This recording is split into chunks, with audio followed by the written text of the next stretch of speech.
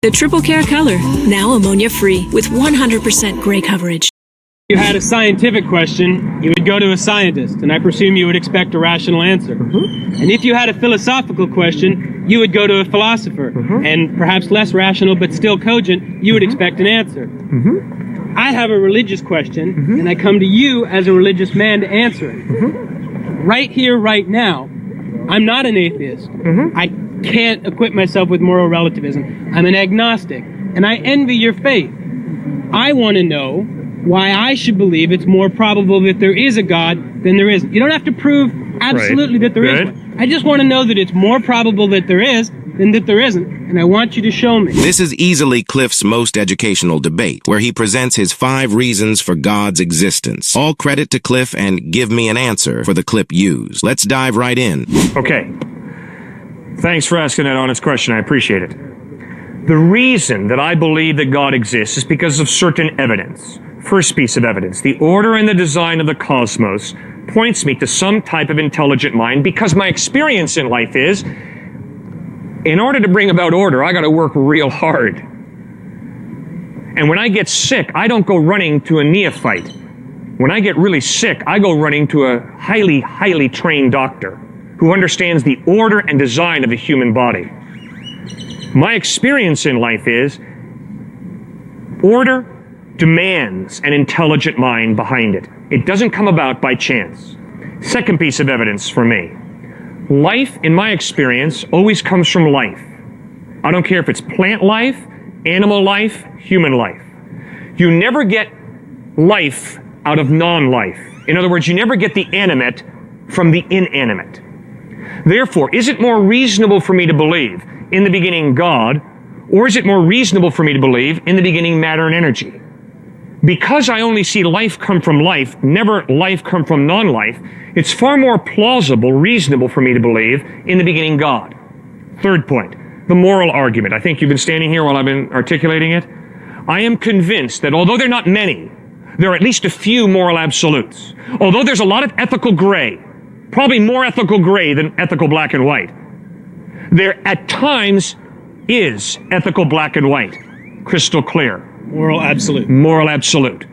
So those are the 3 reasons. Those are 3. Order. Order design, coming from intelligent mind. Life coming from life, not from non-life. Moral absolutes. Fourth one, love. My experience of life is that love is crucial to my marriage, my family, my friendships. Love is a crucial motive in my life. If it's lacking, life turns very sterile, very empty. The only way love can be real is if there is more to reality than matter and energy. There's got to be some type of God who creates us with this innate ability to genuinely love. If there is no God, the Duke University student was correct when he said, love is simply a biological drive to preserve the genetic pool. And I said, sir, do you really think that's what motivates Mother Teresa to work among the dying in Calcutta, India? He said, yes. I have a fundamental disagreement with that. My experience in life is, no. Mother Teresa was motivated by love for the dying in Calcutta, India. That's why she did what she did. Not motivated primarily by a drive to preserve the genetic pool. That's a 4th piece of evidence. 4. Right. You mind if I ask some questions about Go right ahead. order? I know a little about computers. Not a lot, but a little. And I know there are computer programs that write very complicated, very ordered programs that do things. Extremely ordered. But I would not go back and say that the program that wrote it is a life, or capable of love, or capable of thought in the way I think of thought. I have seen order that is caused by seemingly disorder or random occurrences. I've seen order that doesn't necessarily come from a cogent willed source. And I've seen order come from a cogent willed source that was very evil, or you would define evil. So, first of all, I would contend that I've seen, or think I've seen order from chaos, and I know I've seen, or at least I like to think I've seen, order from what you would dictate as evil. So is it order from chaos? And if it's order only from order, why does that necessarily imply a good entity that created this order? Okay, I have strong disagreements with one point, and I strongly agree with your second point. I think it's rather clear that a computer comes from an intelligent mind. I've never met a computer that just came about by accident. So that computer obviously was ordered by an intelligent mind, so there's no problem with computers. But I think you raise a tremendous issue when it comes to evil. I think you're absolutely correct. I think it's totally possible that this intelligent mind is a warped Scrooge. Okay. What was the second reason now? Just to get it Okay, right? second thing is life comes from life, not from non-life. That one's harder for me. I'm not a biologist, but I know that there's a lot of theories that say that given the right materials, the right electric charge, so to speak, and the right atmosphere, we can create proteins, we can create enzymes, we can create complex molecules, and from that, this. Keep an eye on how Cliff tackles this question. The student brings up a really thought-provoking point that many of us might be wondering about, so there's a lot to learn from Cliff's response. Okay, and my point would be, I would not be shocked if scientists created life. Because that's exactly what I believe. Intelligent mind creates life. My point is, you've got to have the intelligent mind there. You don't just have life coming out of non-life by accident. You don't think it's possible, even remotely possible, even infinitesimally remotely possible, that in some primordial pool, a lightning strike struck a complex of molecules that created an enzyme that then allowed us to evolve into this over billions of years? Anything is possible. Possible. Correct. Okay. Anything is possible. But More probable for the God? Exactly. You see, for me as a thinking human being, the question is, what is most plausible in light of the evidence? Third point was? Third point was moral absolutes.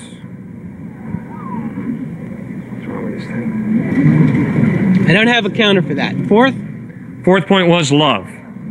That I don't understand. And I'd really benefit if you could explain it to me. Sure. I don't understand what you mean by it. Mm-hmm. And I've never experienced what you're talking about. And I'm fairly happy with my life. Mm-hmm. All right. What I'm talking about is, in the 60s, there was a riot at the Sorbonne, the French university in Paris. And a young man walked up to a bearded man and said, "Excuse me, sir, what are you rioting about?"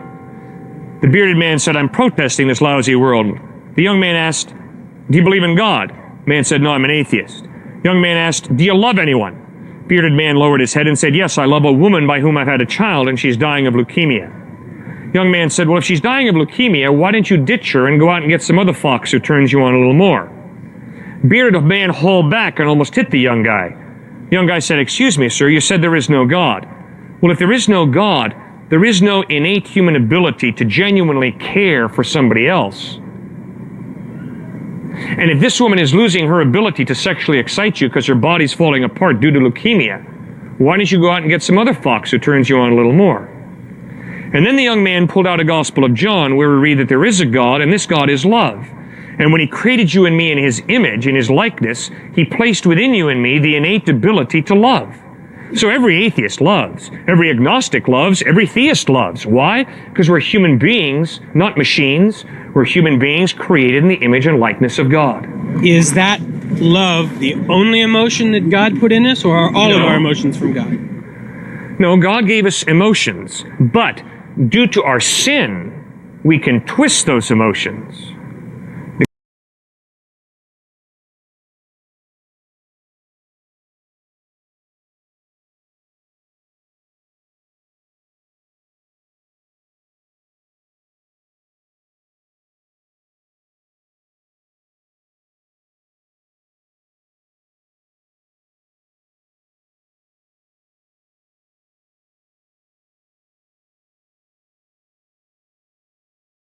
The classic example is anger. There's nothing wrong with anger. Confronted by evil, God is angry. Confronted by evil, I should be angry. That's moral indignation. That's righteous anger. But in my selfishness, in my sinfulness, I twist anger and I lose my temper with someone because they step in front of me at the line at the airport.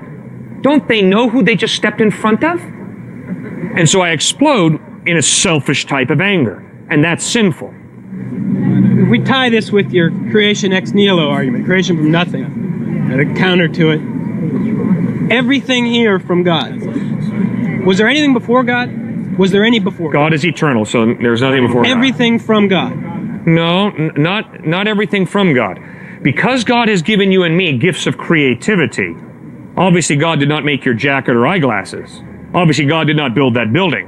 And obviously if I go up to him and kick him in the jaw, that's not God kicking him in the jaw. Or if I go up to him and pull my wallet out and give him $1, it's not God giving him $1. So because God has given you and me gifts of creativity, we can create. And we do all the time.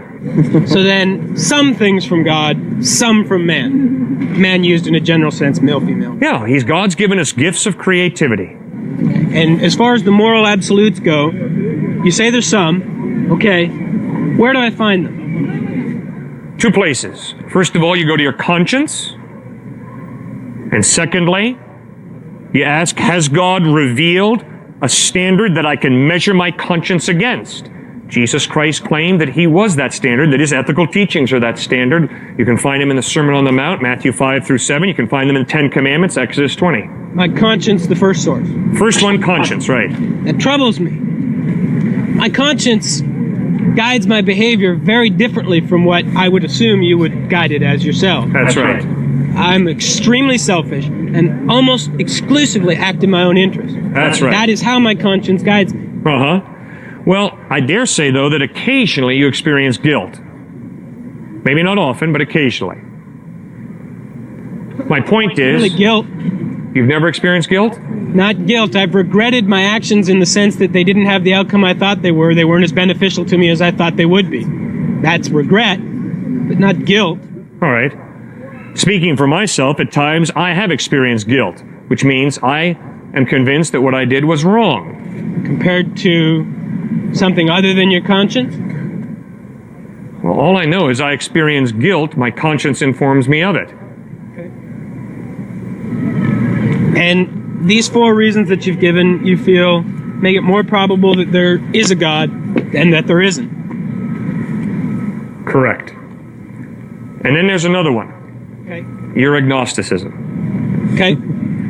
It is an intellectual option to be an agnostic. It is a practical impossibility. Every day you have to make priorities. Every day you have to make ethical decisions. And your priorities in life and your ethical decisions in life, show very clearly you're not agnostic. You believe something, you believe in someone. That has motivated you to set the priorities that you have. I obviously don't know what those are. What you believe in has obviously motivated you to invest your money the way you do, your time the way you do. So there are many people who can say, I'm agnostic, I don't know. But practically, the way you live your life shows that you believe something. So then would it be more honest of me to say, practically, I believe in me? And I'm, yes, correct. Then I may have misinterpreted agnosticism. I took it and have taken it to mean, I don't know what's there. I'm not going to make any decision about it. I'll listen to whoever has something to say and see what I think.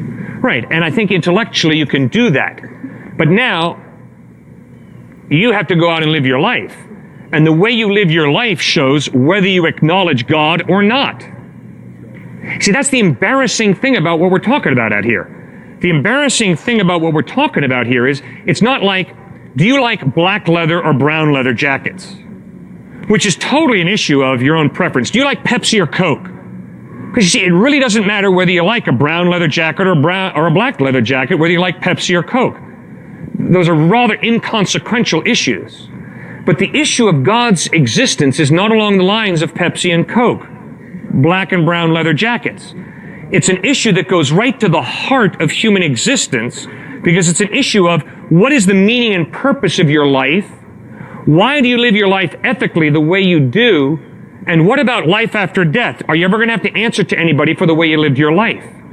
You see, so due to the grievously serious nature of the issues that are all wrapped up in God's existence, although I can say, I don't know whether God exists or not, the way I live my life, the meaning I attach to my life, the ethical decisions I make in my life, Tattle will tell you what I believe about reality. Thank you so much for sticking around until the end of the video. In my opinion, that debate was one of, if not the most educational Cliff has ever had. The 5 points Cliff brings up offer a compelling perspective on the evidence for God, intelligent design, life from life, moral absolutes, love, and the universal belief in something or someone. The student's openness to Cliff's arguments made it a valuable learning experience for everyone involved. Did any of Cliff's points resonate with you? I'd love to hear your thoughts in the comments below. Also, if you enjoyed the video, please take a moment to let me know your favorite part or what you found most insightful. Once again, I want to give full credit to Cliff and Give Me an Answer for the clip used. Go check out their channel. Thank you for watching, and I hope you have a fantastic day.